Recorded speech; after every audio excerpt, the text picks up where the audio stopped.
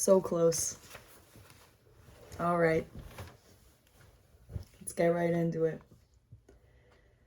Before the altar of a unique and supreme god was raised on the ruins of the numerous altars of the pagan gods, the autonomy of the various nations composing the pagan or ancient world had to be destroyed first.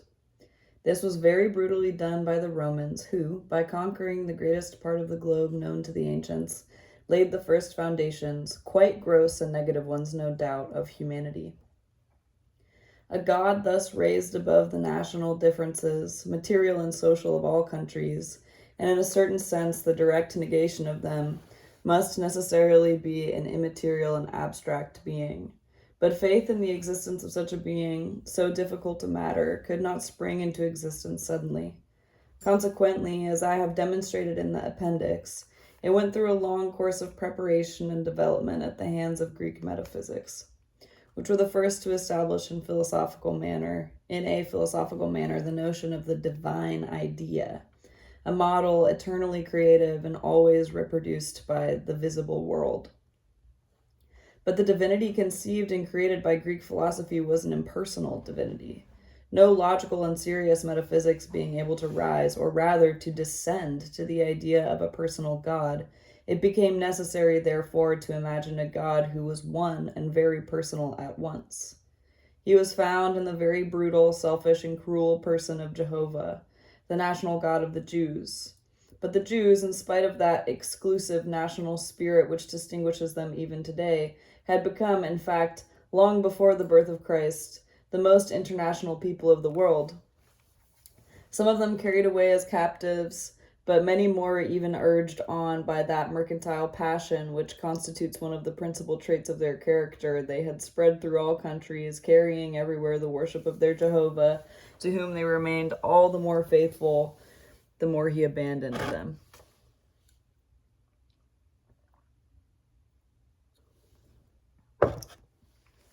In Alexandria, this terrible god of the Jews made the personal acquaintance of the metaphysical divinity of Plato, already much corrupted by Oriental contact, and corrupted her still more by his own. In spite of his national, jealous, and ferocious exclusivism, he could not long resist the graces of this ideal and impersonal divinity of the Greeks. He married her, and from this marriage was born the spiritualistic, but not spirited, God of the Christians. The Neoplatonists of Alexandria were known to have been the principal creators of the Christian theology. Nevertheless, theology alone does not make a religion, any more than historical elements suffice to create history. By historical elements, I mean the general conditions of any real development whatsoever. For example, in this case, the conquest of the world by the Romans and the meeting of the gods of the Jews with the ideal of divinity of the Greeks. To impregnate the historical elements, to cause them to run through a series of new historical transformations, a living, spontaneous fact was needed, without which they might have remained many centuries longer in the state of unproductive elements. This fact was not lacking in Christianity. It was the propagandism, martyrdom, and death of Jesus Christ. We know almost nothing of this great and saintly personage, all that the Gospels tell us being contradictory and so fabulous that we can scarcely seize upon a few real and vital traits. But it is certain that he was the preacher of the poor, the friend and consoler of the wretched, of the ignorant, of the slaves, and of the women, and that by these last he was much loved. He promised eternal life to all those who are oppressed, to all who suffer here below, and the number is immense. He was hanged, as a matter of course, by the representatives of the official morality and public order of that period. His disciples and the disciples of his disciples succeeded in spreading thanks to the destruction of the national barriers by the Roman conquest and propagated the gospel in all the countries known to the ancients. Everywhere they were received with open arms by the slaves and the women, the two most oppressed, most suffering, and naturally also the most ignorant classes of the ancient world.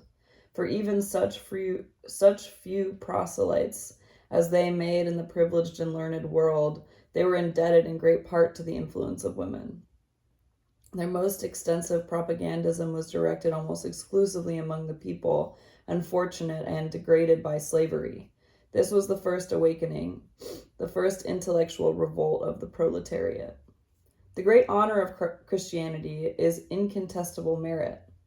Its incontestable merit, and the whole secret of its unprecedented and yet thoroughly legitimate triumph, lay in the fact that it appealed to that suffering and immense public to which the ancient world, a strict and cruel intellectual and political aristocracy, denied even the slightest rights of humanity. Otherwise, it would have never spread. The doctrine taught by the apostles of Christ, wholly consoling as it may have seemed to the unfortunate, was too revolting, too absurd from the standpoint of human reason, ever to have been accepted by enlightened men. According with what joy the Apostle Paul speaks of in the Scandale de la Foi, and of the triumph of that divine folie rejected by the powerful and wise of the century, and all the more passionately accepted by the simple, the ignorant, and the weak-minded. Indeed, there must have been a very deep-seated dissatisfaction with life, a very intense thirst of heart, and an almost absolute poverty of thought to secure the acceptance of the Christian absurdity, the most audacious and monstrous of all religious absurdities. This was not only the negation of all the political, social, and religious institutions of antiquity, it was the absolute overturn of common sense, of all human reason. The living being, the real world, were considered thereafter as nothing, whereas the product of mass abstractive faculty, the last and supreme abstraction in which this faculty, far beyond existing things, even beyond the most general determinations of the living being, the ideas of space and time, having nothing left to advance beyond, rests in contemplation of this emptiness and absolute immobility.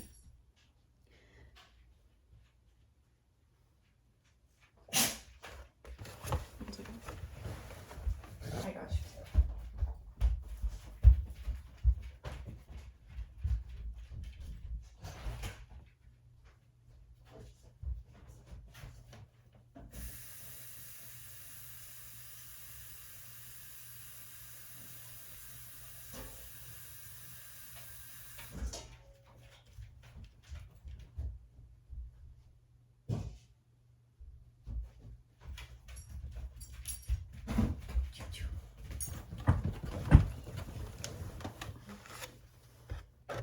Excuse me.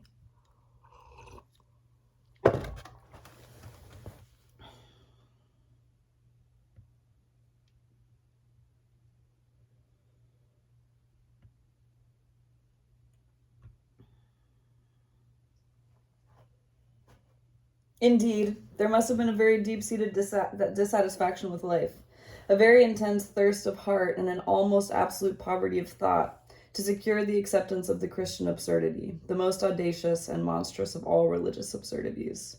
This was not only the negation of all political, social, and religious institutions of antiquity, it was the absolute overturn of common sense, of all human reason.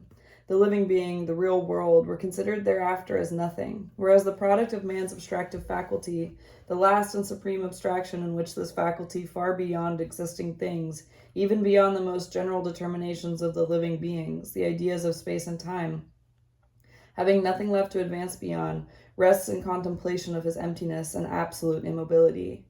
That abstraction, that caput mortuum, absolutely void of all contents, the true nothing, God is proclaimed the only real, eternal, all-powerful being.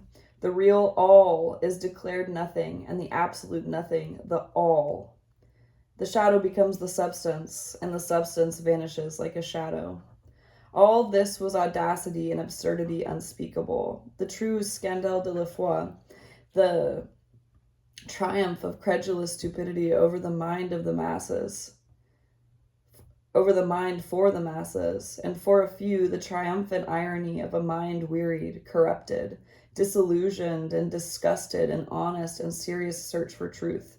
It was that necessity of shaking off thought and becoming brutally stupid so frequently left by surfeited minds. Credo quod absurdum. I believe in the absurd. I believe in it, precisely and mainly because it is absurd. In the same way, many distinguished and enlightened minds in our day believe in animal magnetism, spiritualism, tipping tables, and why go so far, believe still in Christianity, in idealism, in God. The belief of the ancient proletariat, like that of the modern, was more robust and simple, less hot goat. The Christian propagandism appealed to its heart, not to its mind, to its eternal aspirations, its necessities, its sufferings, its slavery, not to its reason, which still slept, and therefore could know nothing about logical contradictions and the evidence of the absurd. It was interested solely in knowing when the hour of promised deliverance would strike, when the kingdom of God would come. As for theological dogmas, it did not trouble itself about them because it understood nothing about them. The proletariat converted to Christianity constituted its growing material but not its intellectual strength. As for the Christian dogmas, it is known that they were elaborated in a series of theological and literary works and in the councils, principally by the converted Neoplatonists of the Orient. The Greek mind had fallen so low that in the 4th century of the Christian era, the period of the First Council, the idea of a personal God, pure, eternal, absolute mind, creator, and supreme master, existing outside of the world, was unanimously accepted by the Church Fathers. As a logical consequence of this absolute absurdity, it then became natural and necessary to believe in the immateriality and immortality of the human soul, lodged and imprisoned in a body only partially mortal, there being in this body itself a portion which, while material, is immortal like the soul and must be resurrected with it. We see how difficult it was, even for the Church Fathers, to conceive pure minds outside of any material form. It should be added that, in general, it is the character of every metaphysical and theological argument to seek to explain one absurdity by another. It was very fortunate for Christianity that it met a world of slaves. It had another piece of good luck in the invasion of the barbarians. The latter were worthy people, full of natural force, and above all, urged on by a great necessity of life and a great capacity for it.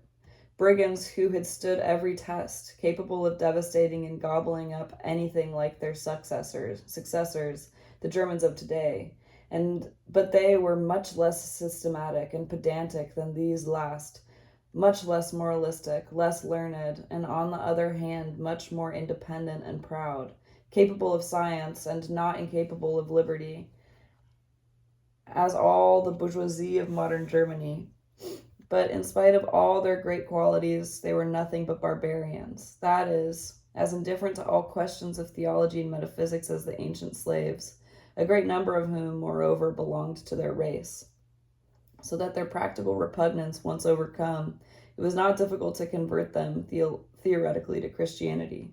For 10 centuries, Christianity, armed with the omnipotence of church and state and opposed by no competition, was able to deprave, debase, and falsify the mind of Europe. It had no competitors, because outside of the church there were neither thinkers nor educated persons.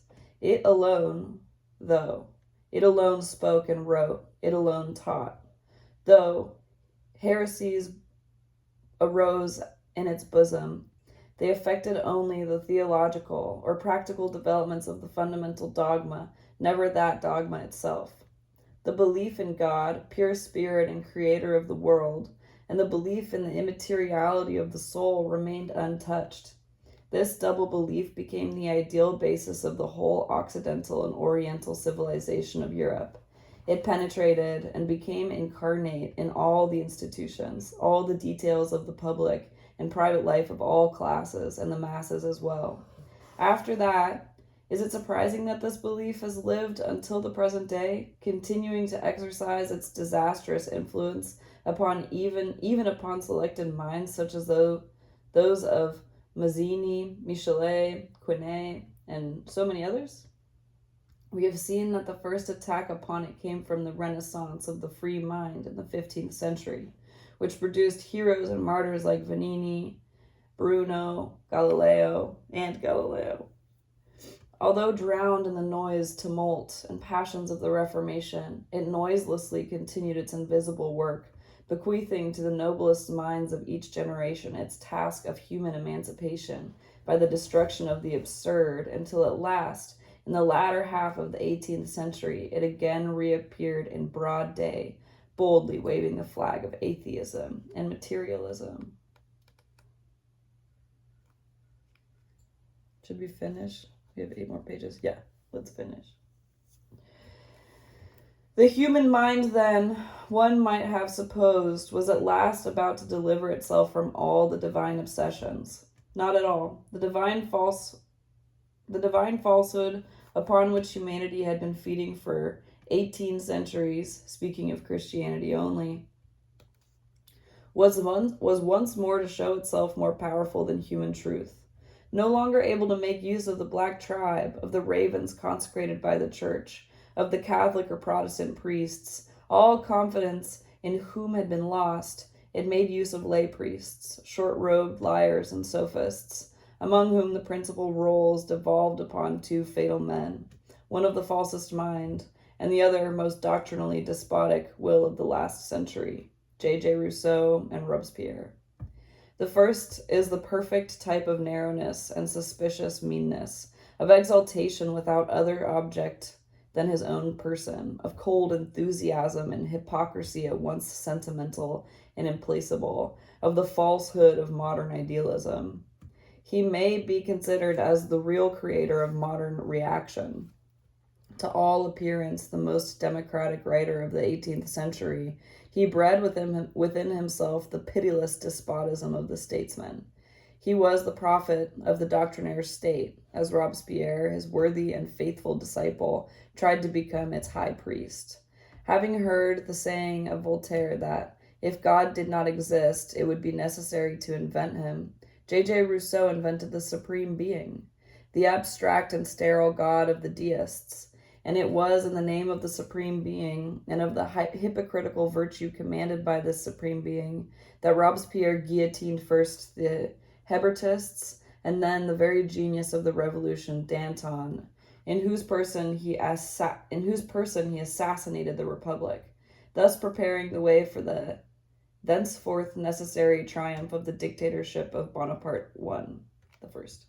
After this great triumph, the idealistic reaction sought and found servants less fanatical, less terrible, nearer to the diminished stature of the actual bourgeoisie. In France, Chateaubriand, Lamartine, and shall I say it, why not? All must be said if it is the truth. Victor Hugo himself, the Democrat, the Republican, the quasi-socialist of today, and after them the whole melancholy and sentimental company of poor and pallid minds who, under the leadership of these masters, established the modern romantic school in Germany.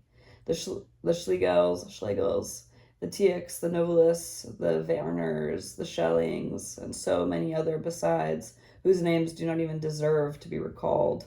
The literature created by this school was the very reign of ghosts and phantoms.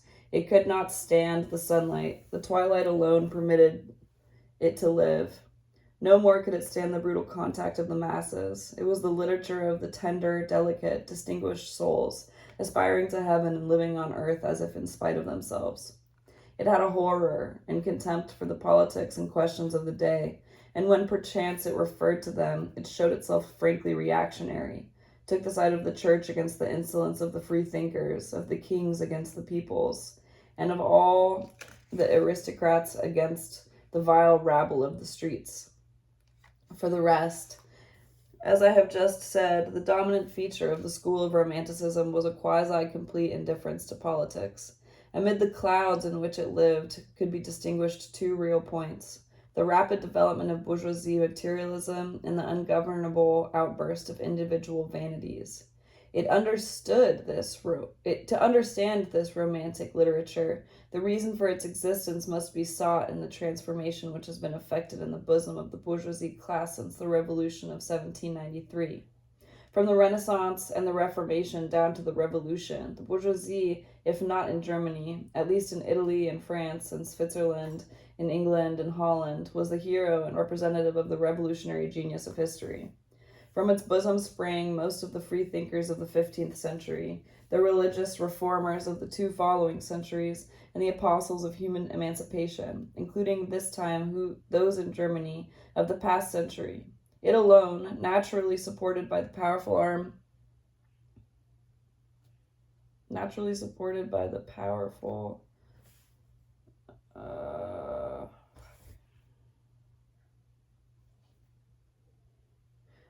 of the people who had faith in it, made the revolution of 1789 and 1793. It proclaimed the downfall of royalty and of the church, the fraternity of the peoples, the rights of man and of the citizen. Those are its titles to glory. They are immortal. Soon it split. A considerable portion of the purchasers of national property having become rich, and supporting themselves no longer on the proletariat of the cities, but on the major portion of the peasants of France. These also, having become landed proprietors, had no aspiration left but for peace, the re-establishment of public order, and the foundation of a strong and regular government. It therefore welcomed with joy the dictatorship of the first Bonaparte, and although always Voltairian, did not view with displeasure the concordat with the Pope and the re-establishment of the official church in France. Religion is so necessary to the people, which means that, satiated themselves, this portion of the bourgeoisie then began to see that it was needful to the maintenance of their situation and the preservation of their newly acquired estates to appease the unsatisfied hunger of the people by promises of heavenly manna. Then it was that Chateaubriand began to preach. Napoleon fell, and the Restoration brought back into France the legitimate monarchy, with it the power of the church and of the nobles, who regained, if not the whole, at least a considerable portion of their former influence.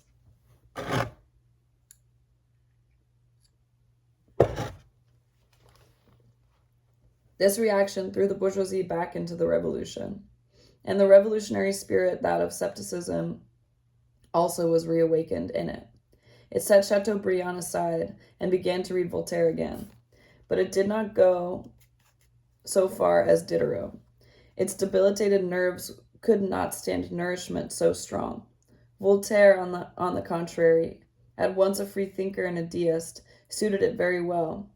Berenguer and P.L. Courier expressed this new tendency perfectly. The God of the good people and the ideal of the bourgeoisie king, at once liberal and democratic, sketched against the majestic and thenceforth inoffensive background of the empire's gigantic victories. Such was at the period the daily intellectual food of the bourgeoisie in France.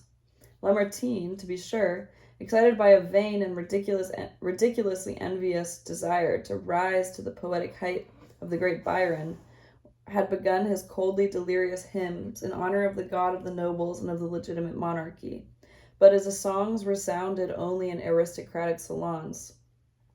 The bourgeoisie did not hear them. Berenger was its poet and Courier was its political writer. The Revolution of July resulted in lifting its tastes. We know that every bourgeoisie in France carries with him the imperishable type of the bourgeoisie gentleman, a type which never fails to appear immediately. The parvenu acquires a little wealth and power. In 1830, the wealthy bourgeoisie had definitely replaced the old nobility in the seats of power, and naturally tended to establish a new aristocracy, an aristocracy of capital first of all, and also of aristocracy of intellect, of good manners and delicate sentiments. It began to feel religious. This was not on its part simply an aping of aristocratic customs. It was also a necessity of its position. The proletariat had rendered it a final service, in once more aiding it to overthrow the nobility. The bourgeoisie now had no further need of its cooperation, for it felt itself firmly seated in the shadow of the throne of July, and the alliance with the people, thenceforth useless, began to become inconvenient. It was necessary to remand it to its place, which naturally could not be done without provoking great indignation among the masses. It became necessary to restrain this indignation. In the name of what? in the name of the bourgeoisie interest bluntly confessed, that would have been too cynical. That would have been much too cynical. The more unjust and inhuman an interest is, the greater need it has of sanction. Now, where find it, if not in religion, that good protectress of all the well-fed and useful consolers of the hungry? It's kind of nonsense. The more than ever the triumphant bourgeoisie saw that religion was indispensable to the people. And more than ever, the triumphant bourgeoisie saw that religion was indispensable to the people. After having won all its titles to glory in religious, philosophical, and political opposition, in protest, and in revolution, it at last became the dominant class, and thereby even the defender and preserver of the state. Thenceforth, the regular institution of the exclusive power of that class. The state is force, and for it, first of all, is the right of force, the triumphant argument of the needle gun, of the chasse-pot. But man is so singularly constituted that his argument, wholly eloquent as it may appear, is not sufficient in the long run. Some moral sanction or other is absolutely necessary to enforce his respect. Further, this sanction must be at once so simple and so plain that it may convince the masses, who, after having been reduced by the power of the state, must also be induced to morally recognize its right. There are only two ways to convince the masses of the goodness of social institutions, of any social institution, whatever.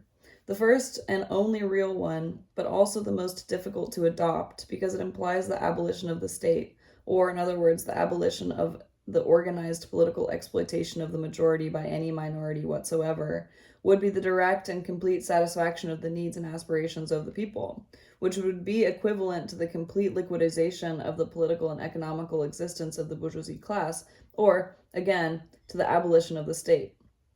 Beneficial means for the masses, but detrimental to the bourgeoisie interests. Hence, it is useless to talk about them. The only way, on the contrary, harmful only to the people, precious in its salvation of bourgeoisie privileges, is no other than religion. That is the eternal mirage which leads away the masses in a search for divine treasures, which, much more reserved, the governing class contents itself with dividing among all its members, very unequally, moreover, and always giving most to him who possesses most, the miserable goods of earth and the plunder taken from the people, including their political and social liberty. There cannot be a state without religion. Take the freest states in the world, the United States of America, or the Swiss Confederation, for instance, and see what an important part is played in all official discourses by divine providence, that supreme sanction of all states. And whenever a chief of state speaks of God, be he William I, Knuto-Germanic Emperor, or Grant, the President of the Great Republic, be sure that he is getting ready to shear once more his people flock.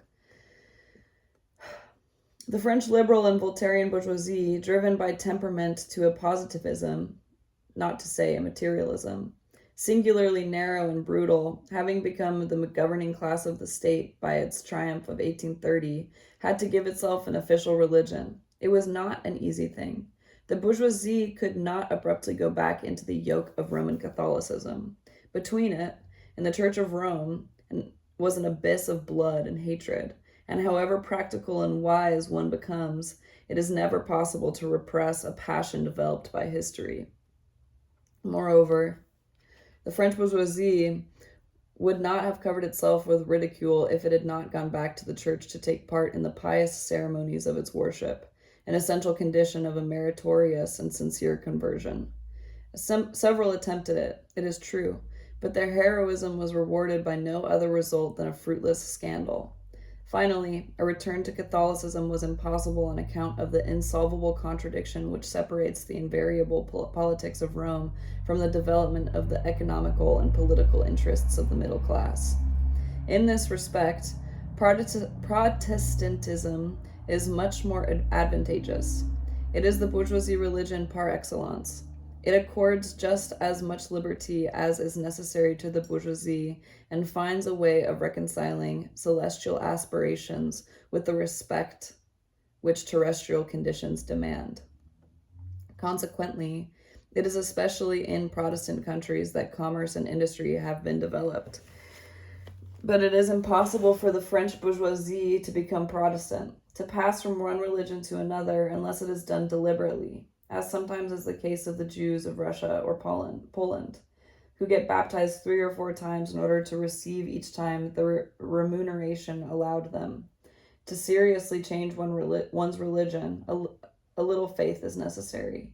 Now, in the exclusive positive heart of the French bourgeoisie, there is no room for faith. He professes the most profound indifference for all questions which touch neither his pocket first nor his social vanity afterwards. He is as indifferent to Protestantism as to Catholicism. On the other hand, the French bourgeoisie could not go over to Protestantism without putting himself in conflict with the Catholic routine of the majority of the French people, which would have been great imprudence on the part of the class pretending to govern the nation. There was still one way left, to return to the humanitarian revolutionary religion of the 18th century, but that would have led too far. So the bourgeoisie was obliged, in order to sanction its new state, to create a new religion which might be boldly proclaimed, without too much ridicule and scandal, by the whole bourgeoisie class. Thus was born doctrinaire deism. Others have told, much better than I could tell it, the story of the birth and development of this school, which had so decisive and, we may well add, so fatal an influence on the political and intellectual and moral education of the bourgeoisie youth of France.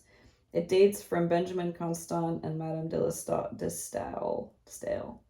Its real founder was Royer Collard, its apostles Guizot, Cousin, Villemain, and many others. Its boldly avowed object was the reconciliation of revolution with reaction, or, to use the language of the school, of the principle of liberty with that of authority, and naturally to the advantage of the latter.